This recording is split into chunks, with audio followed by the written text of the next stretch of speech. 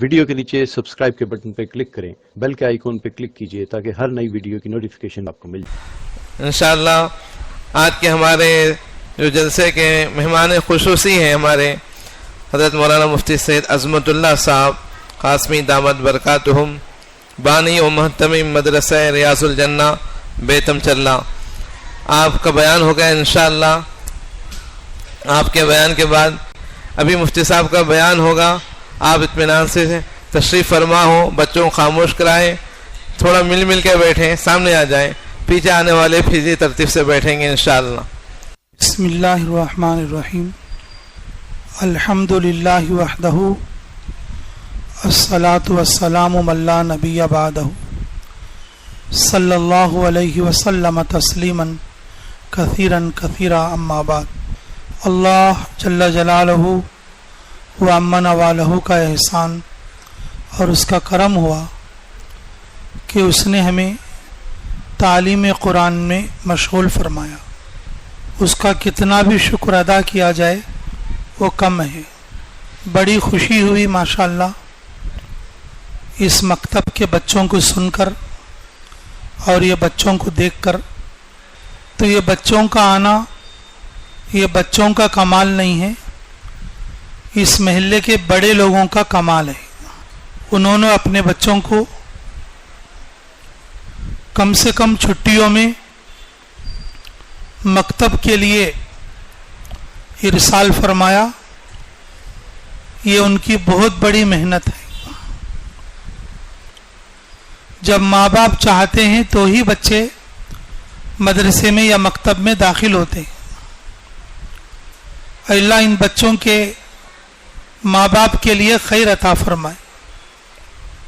مکتب اس وقت کی بڑی ضرورت ہے،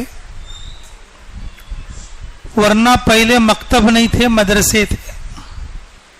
مولانا عبداللہ اجراڑا والے ابھی چند مہینہ پہلے حضرت کا انتقال ہوا، بہت بڑی عمر رسیدہ، بڑے صاحب نسبت بزرگوں میں گزرے ہیں۔ جب انہوں نے آ کر مدرسہ شروع کیا اجراڑے میں، ایک ہی بچہ آیا، ایک ہی بچہ آیا۔ تو گاؤں والے لوگوں نے کہا کہ او مولوی، یہاں تو مدرسہ رکھ کے کیا کرے گا، تیرے پاس تو ایک ہی بچہ ہے، ایک بچے کے لیے کیا مدرسہ چلائے گا۔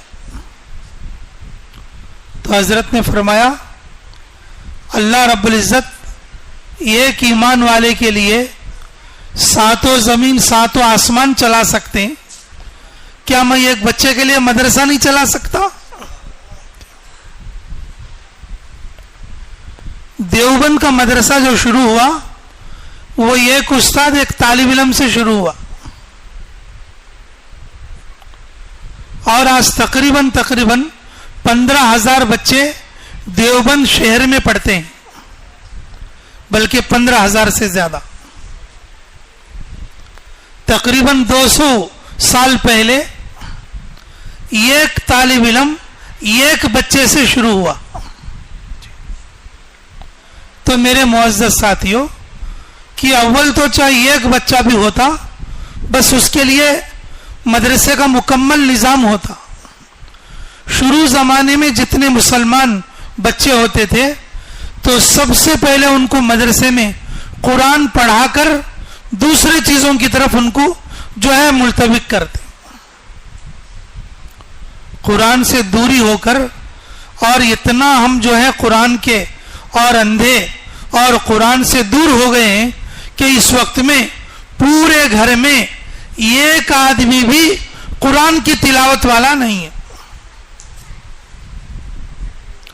شاہ عبدالعزیز کا زمانہ ایسا تھا، اللہ ہمیں قدر کی توفیق دے۔ جیسے رمضان میں ابھی ہماری چھٹیاں ہوتی ہیں، مدرسے کی چھٹی جمعہ کی ہوتی ہے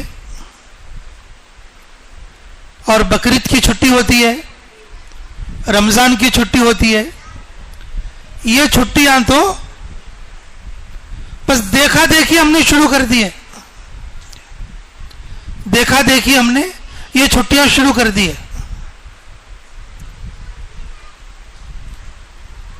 شاہ عبدالعزیز علی رحمہ کے زمانے میں جب ان کے سامنے پیش کیا گیا ہفتے میں ایک تو چھٹی ہونا چاہیے, ہفتے میں ایک تو چھٹی ہونا چاہیے, تو حضرت نے فرمایا تھا اگر اس چھٹی کو اگر ہم لازم کر دیں گے کہیں ایسا نہ ہو طلبہ مرتد نہ ہو جائیں. دیکھو چھٹی کے لیے بول رہے ہیں اور حضرت کی نظر دیکھو کہاں تک ہے. اس کی حکمت میں فرماتے تھے سید انظر شاہ الکشمیری علیہ الرحمہ کہ جب بچے کو جمعے کی چھٹی دے دیں گے تو جمعے کے دن اور بچے قرآن کی تلاوت بند کر دیں گے, سبق کا دیکھنا بند کر دیں گے, پورے 6 دن تو وہ قرآن کی تلاوت کرے گا اور جمعہ مبارک دن ہے اس کے دماغ میں آ جائے گا آج چھٹی ہے آج نہیں پڑھنا ہے. بقرعید کی چھٹی آ گئی, پورے مہینے تو قرآن پڑھا, پورے مہینے سبق پڑھا, بقرعید کی چھٹی پہ گھر آیا بچہ, بقرعید کی چھٹی میں مدرسہ بند ہے, تو بچے کے دماغ میں آ گیا اب چھٹی ہے مجھے نہ سبق پڑھنے کی ضرورت ہے نہ قرآن پڑھنے کی ضرورت ہے. بہت سارے مدرسے کے بچے چھٹی کر کے گھر کا جانے کے بعد پورا رمضان گزر جاتا الا ماشاء اللہ وہ قرآن کھول کر نہیں دیکھتے. اس کے دماغ میں یہ ہوتا ہے میں مدرسے کا بچہ ہوں, رمضان کی چھٹی پر ہوں, اب میں نہیں پڑھے گا تو بھی چلے گا. وہ تراویح پڑھانے والے مجبور ہیں, بھائی ان کو تو پڑھانا ہی پڑتا ہے, تراویح پڑھانے والے تو مجبور ہیں, اب بیچارے ان کو تو دیکھنا ہی پڑتا ہے. لیکن جو بچے رمضانوں میں تراویح نہیں پڑھاتے وہ بچے چھٹی پہ گھر پہ آ کر قرآن کتنا پڑھ رہے ہیں ان کے ماں باپ کو اندازہ رہے گا. حضرت نے جو فرمایا تھا شاہ عبدالعزیز علیہ الرحمہ نے, یہ چھٹی کا نظام ہمارے پاس نہیں ہے, چھٹی کا نظام ہمارے پاس نہیں.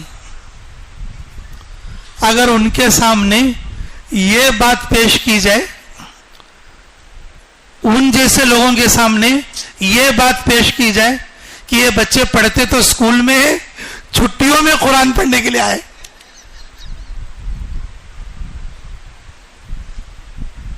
اگر ایسے لوگوں کے سامنے اگر یہ بات پیش کی جائے یہ بچے پڑھتے تو اسکول میں ہیں لیکن چھٹیوں میں قرآن پڑھنے کے لیے آئے ہیں.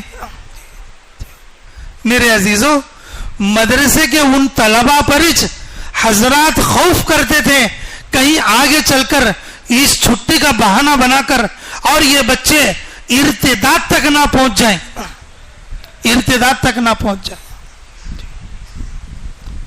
اب یہ بچے تو یہ سمجھیں گے ہمیں تو صرف چھٹیوں میں قرآن پڑھنا ہے اور باقی تو ہمیں اسکول کی تعلیم کرنا ہے, ہمیں تو چھٹیوں میں مدرسے کی تعلیم پڑھنا ہے, جو کچھ سیکھ لیا وہی کافی ہے ہمارے لیے. دیکھو قناعت بہت بہترین لفظ ہے, قناعت جو ہے نا بہت بہترین لفظ ہے اور قناعت پر بہت بڑا اجر بھی ہے. لیکن دنیا میں دنیاوی چیزوں میں کوئی بھی قناعت نہیں کرتا, کوئی بھی قناعت نہیں کرتا. بچہ چاہے کتنا بھی مدلہ کیوں نہ ہو اور کسی بھی طرح سے اسکول بدل کے فیل ہو گیا تو فیس بھن کے نوکری نہیں آئی تو بھی اور اسے پاس کرانے کی سوچتے, بعد میں انہیں آٹو ہکا لے تو بھی پرواہ نہیں, کیا بھی نہیں, پیسے بن کے اور اسے جو ہے نیچے اوپر ڈال کے پاس کرانے کے چکر میں رہتے, بچہ ہو یا بچی. دین دنیا میں کسی طرح سے قناعت نہیں کرتے اور دین کے بارے میں سوچ لیتے ہاں میرا بچہ ماشاءاللہ پورے 40 دن سمر کورس گیا تھا وہاں کچھ بسا وہ کیا ہو گیا. یہ دین میں قناعت ہے, یہ دین میں قناعت ہے. فرمایا رسول اللہ صلی اللہ علیہ وسلم نے دنیا میں دنیاوی چیزوں میں قناعت کرو لیکن ہم نے دین میں اور دینی چیزوں میں اور دینی محنت میں، قرآنی محنت میں، اور ہم نے جو ہے قناعت اختیار کر لی.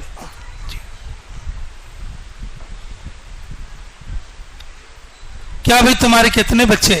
میں نے کہا 4 بچے. تم نے 4 بچوں کو قرآن پڑھا لیے؟ نہیں، 3 بچے تو ہاسٹل میں رہتی، ان کو موقع نہیں ہوا. یہ ایک مدلہ بچہ ہے اور اسے میں گھر میں رکھ لوں اور اسے روز مسجد کو تو بھیجتا ہوں. اب حضرت کیا پڑھاتی ہیں کہ کیا نہیں کی؟ حضرت کیا پڑھاتی ہیں کہ کیا نہیں کی؟ جی. اور بیچارے حضرت پورے باڑے کے بچوں کی ہیبت کرنا کیا کرنا، پورے باڑے کے بچوں کی ہیبت کرنا. کوئی سا بچہ پڑھتا ہے، کوئی سا بچہ نہیں پڑھتا ہے، اور کبھی کبھی ان کو گھر جا کو بھی بلا لے کا لینا. میرے محترم عزیز دوستو، آج یہ بچے اتنا پڑھیں بولے تو یہ بچوں کی محنت نہیں ہے، بچوں کے پیچھے استادوں کی محنت ہے. اگر بچہ کوئی چیز صحیح لفظ کے ساتھ اگر یاد کرنا بولے تو استاد کی ڈبل محنت ہوتی ہے، اور بچے کی ایک گنا محنت ہے تو استاد کی ڈبل محنت ہوتی ہے.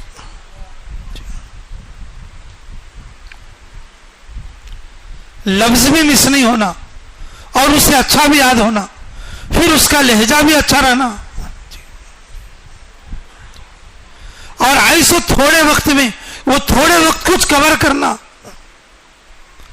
پھر اسے قرآن بھی سکھانا اور یہ بولنے والی چیزوں کو بھی سکھانا.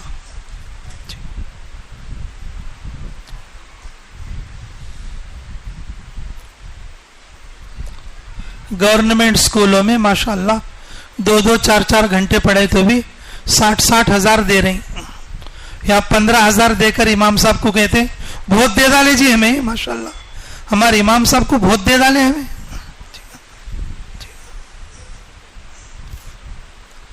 دین میں ہم نے قناعت اختیار کر لی.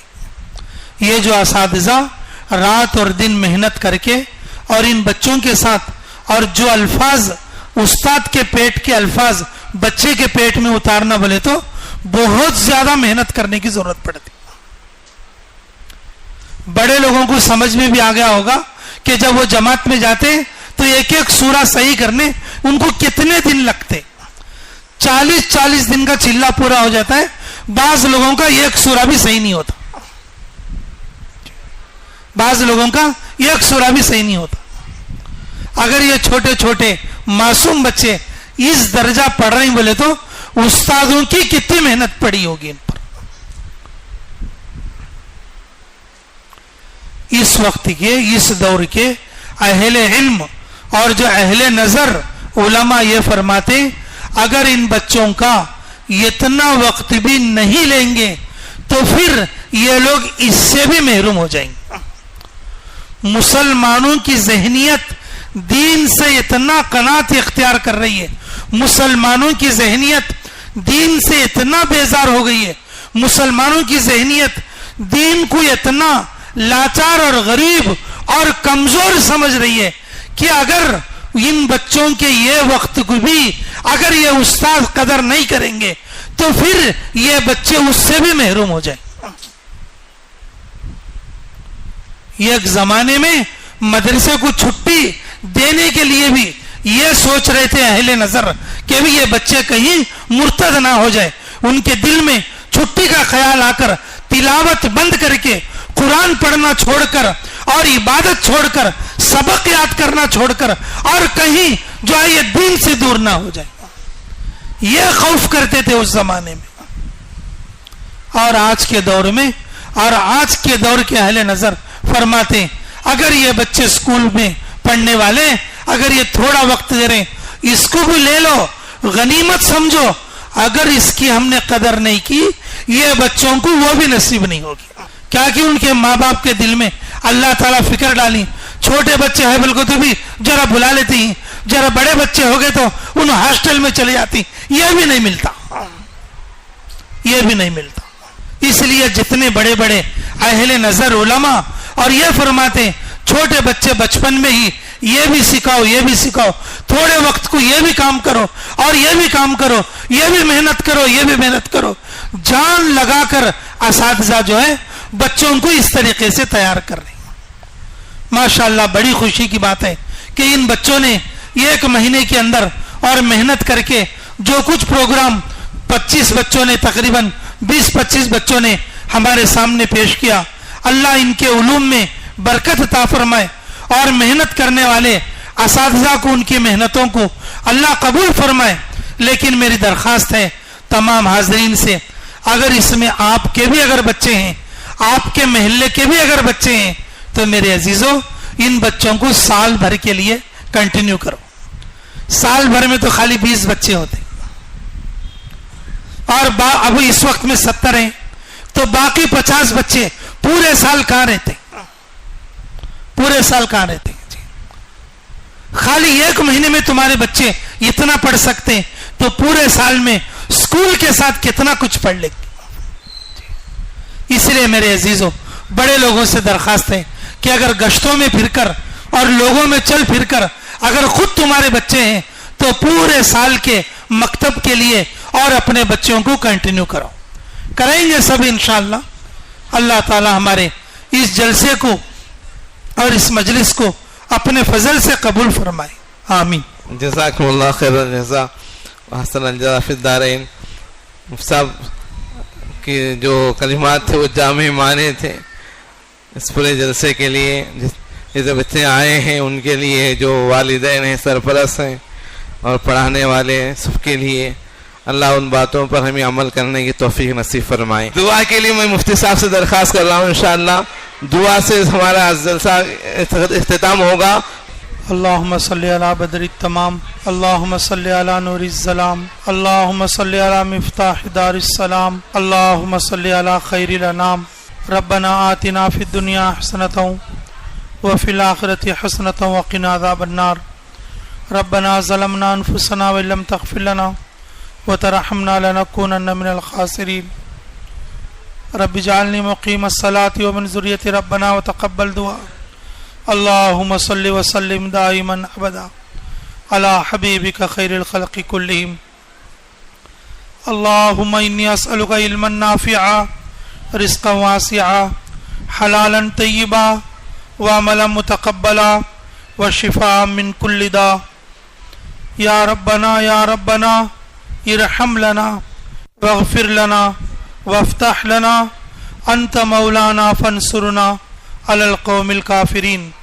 اے اللہ ہمارے گناہ معاف فرما, ہمارے خطا درگزر فرما, ہمارے جرم عظیم کو معاف فرما, ہمارے حق میں خیر کے فیصلے فرما, مراشد امور الہام فرما. اے اللہ اس مکتب کو قیامت تک کے لیے جاری اور ساری فرما. اس مکتب کے چلانے والوں کے لیے اے اللہ ان کی آل اولاد کے لیے خیر عطا فرما.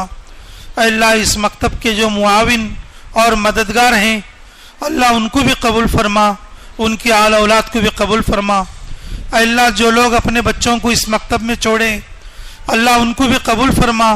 اللہ جو بچے پڑھ رہے ہیں اللہ علم نافع عمل صالح عطا فرما. اے اللہ پڑھانے والے جو اساتذہ ہیں ان کی عمروں میں برکت فرما, ان کی خیر میں برکت فرما. اے اللہ شرور و فتن سے, حاسدین سے حفاظت فرما. اے اللہ نصرت حقہ کے فیصلے فرما. اے اللہ ان دعاؤں کو اس پورے شہر کے ہر مکتب کے حق میں قبول فرما, ہر مکتب والوں کے حق میں قبول فرما. اے اللہ خصوصاً دعوت کی فضا عام فرما, دین کی فضا عام فرما, قرآن سے محبت عطا فرما, قرآن کی تلاوت کی توفیق عطا فرما. اللہ قرآن کا شغف عطا فرما. اللہ اس کے معنی اور مطلب سمجھ کر عمل کرنے کی توفیق عطا فرما. جو باتیں کہی سنی گئیں, کہنے والے سننے والے سبھی محتاج ہیں. اللہ سبھی کو عمل کی توفیق عطا فرما. اللہ سبھی کو عمل کی توفیق عطا فرما. اے اللہ اس مجلس کے ہمارے صدر صاحب کے لیے بھی قبولیت نصیب فرما. اللہ ان کی آمین کی برکت سے ہماری دعاؤں کو قبول فرما. اللہ ان کی عمر میں عافیت کے ساتھ درازی اور برکت نصیب فرما. اللہ ان کے حاسدین کو دور فرما. اللہ ان کی آل اولاد میں برکتیں اور حفاظتیں نصیب فرما. اے اللہ ان دعاؤں کو پورے امت مسلمہ کے حق میں اے اللہ قبول اور منظور فرما. اے اللہ جن لوگوں نے دعاؤں کے لیے کہا یا لکھا، جن لوگوں کا ہم پر حق ہے، جو دعاؤں کے لیے کہنا چاہتے تھے نہیں کہہ سکے، اللہ ان سب کی ہر جائز دعا کو قبول فرما، اس مسجد میں پڑھائی جانے والی نمازوں کو قبول فرما، اللہ پڑھنے والے سارے مقتدیوں کو قبول فرما، اے اللہ اپنے فضل سے، اپنے کرم سے، اے اللہ اس پورے محلے میں جتنے مسلمان ہیں، مرد عورت بچے بڑے، اللہ سبھی کے لیے قبولیت تامہ عطا فرما۔ ربنا تقبل منا انك انت السميع العليم وتب علينا انك انت التواب الرحيم برحمتك يا ارحم الراحمين والحمد لله رب العالمين۔